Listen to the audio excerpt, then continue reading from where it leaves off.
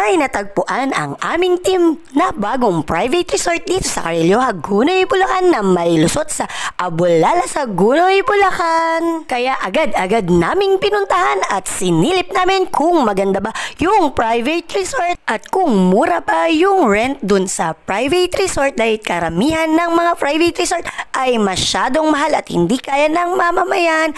Pero itong pinuntahan natin, andito yung rate at kayo na lang yung tumingin kung kaya nyo ba talaga yung rate nila. Nakalagay na rin dyan kung ilang person yung mga rate nila, pero yung tinanong namin na 4,000 ay for 25 bucks. Bale, dalawang pool yung pinaparent nila, pwedeng sabay na paparent yung dalawang pool na yon.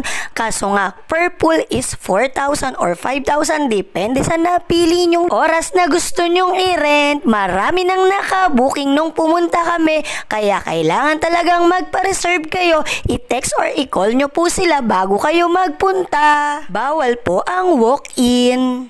So, nung nakaraan, kainan naman sa tabing ilog. Ngayon, swimming pool naman sa tabing ilog. Ito yung tabing ilog. Pwede rin siguro lumabas dito para mag-fishing. Yan. Then, ayan.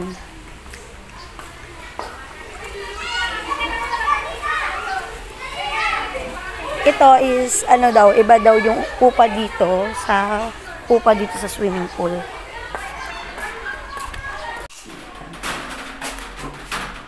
Shower.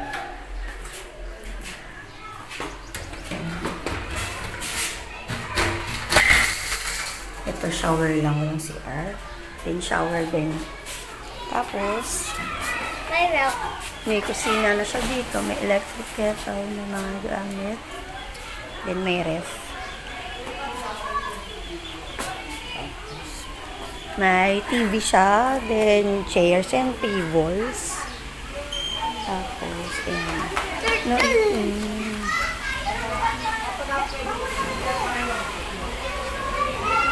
ayun yung kasama.